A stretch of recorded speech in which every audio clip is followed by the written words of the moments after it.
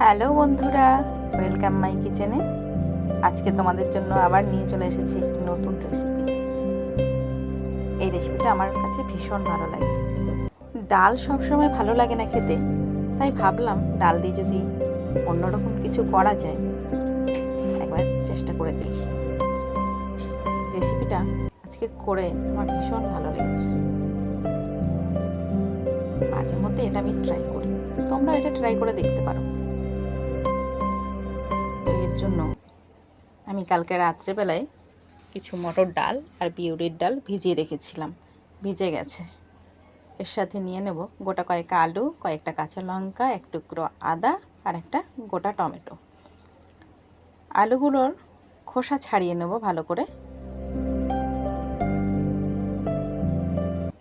এভাবে প্রত্যেকটা আলুর খোসা ছাড়িয়ে নিয়ে আমি টুকরো করে নেব। যেহেতু এগুলো ছোটো আলু, তো 4 টুকরো করে নিচ্ছি। তোমরা তোমাদের ইচ্ছে মতো সাইজ করে নিতে পারো। আলুর পিস করা হয়ে গেছে, এগুলোকে জল দিয়ে ধুয়ে নেব। টমেটোটা আমি ছোট ছোট টুকরো করে নেব। টমেটো টুকরো হয়ে গেছে, এবার মিক্সিতে দিয়ে দেবো কালকের ভেজানো ডালগুলো। ডালগুলো কি সুন্দর ভেজে গেছে দেখো। এর সাথে দেব গোটা কয়েক কাঁচা লঙ্কা, কয়েক টুকরো আদা আর গোটা জিরে। এগুলো একসাথে পেস্ট করে নেব। ডালটা মিহি পেস্ট করব না, কিছুটা দানা দানা রেখে দেবো, তাহলে মানে ভালো লাগে খেতে আরও। মিক্সিতে দিলাম কাঁচা লঙ্কা, টমেটো কুচি আর আদা কুচি। এগুলো আমি মশলার জন্য পেস্ট করে নেব।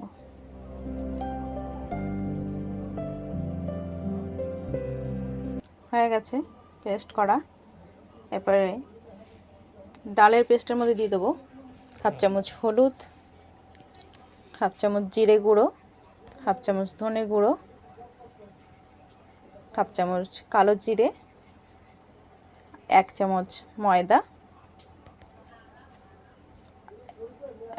স্বাদ মতো নুন আর 1 চিমটি বেকিং পাউডার। এগুলো আমি ভালো করে মিশিয়ে নেব। ময়দা দিলে কি হয়, বড়াগুলো ভাঙার ভয় থাকে না। এগুলো মেশানো হয়ে গেছে। এবার আলুগুলো যে ধুয়ে রেখেছিলাম তার মধ্যে দিয়ে দেবো একটু নুন আর হলুদ। এগুলোকে আমি ভালো করে মিশিয়ে নেব, মিশিয়ে রেখে দেবো যাতে এর পর্যাপ্ত জলটা বেরিয়ে যায়।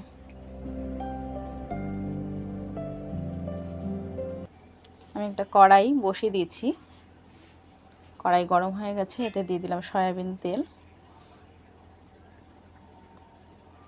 তেল গরম হয়ে গেছে, এর মধ্যে ছেড়ে দেবো ডালের পেস্ট, বড়ার সাইজ করে এক এক করে তেলের মধ্যে ছেড়ে দেবো। দেখো কি সুন্দর ফুলে উঠেছে। এক পিঠ ভাজা হয়ে গেছে, এবার উল্টে নেব।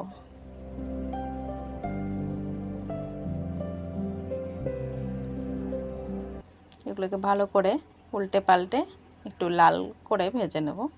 কালারটা দেখো কত সুন্দর এসেছে। হয়ে গেছে আমার বড়াগুলো ভাজা। এরপর যে তেলটা ছিল ওর মধ্যে যে নুন হলুদ মাখানো আলুগুলো ছিল ওগুলো ছেড়ে দিলাম।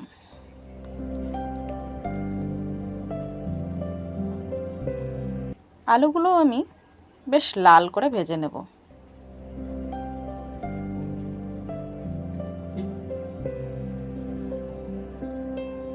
ভাজা হয়ে গেছে, নামিয়ে নিলাম।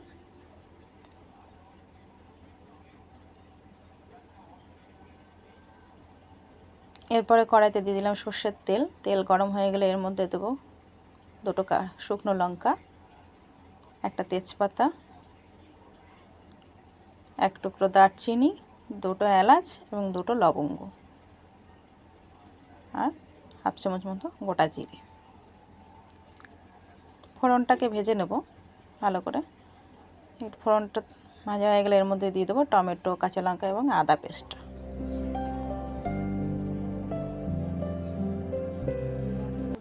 মশলাটা যতক্ষণ ভাজা হতে থাকবে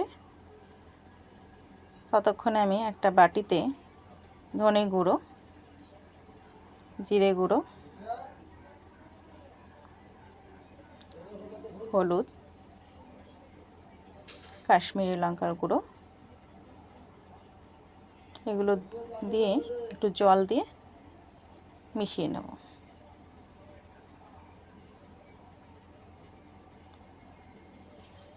এরপরে দিয়ে দেবো কড়াই।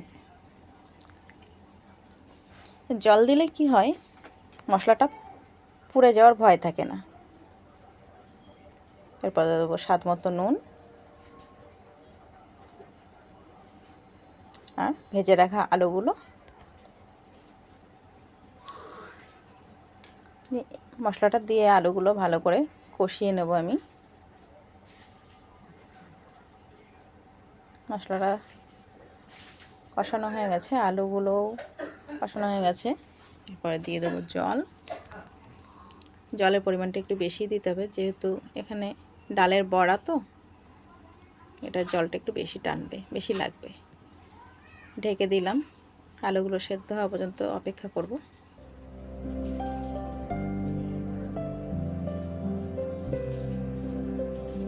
আলু দেখি সেদ্ধ হয়ে গেছে।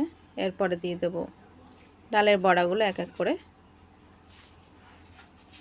কিছুক্ষণ ফুটিয়ে নেব।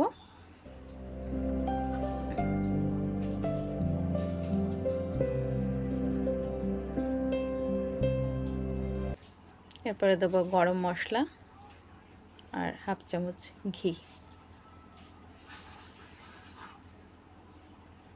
ডালের বড়ার রসা রেডি। এবার এগুলো নামিয়ে নেব আমি।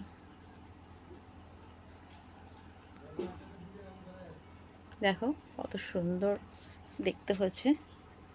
একটু ঝোলটা একটু রেখেই নাও, যাতে পরে এটা ঠান্ডা হয়ে গেলে ঝোলটা টেনে নেবে। আমার কাছে কিন্তু এই রেসিপিটা খুব ভালো লাগে, তোমরাও এটা ট্রাই করে দেখবে আর কেমন লাগলো সেটা জানাবে। কমেন্ট করতে কেউ ভুলো না। আমার চ্যানেলটাকে সাবস্ক্রাইব করে দিও, একটা লাইক অন্তত পক্ষে দিও। Thank you.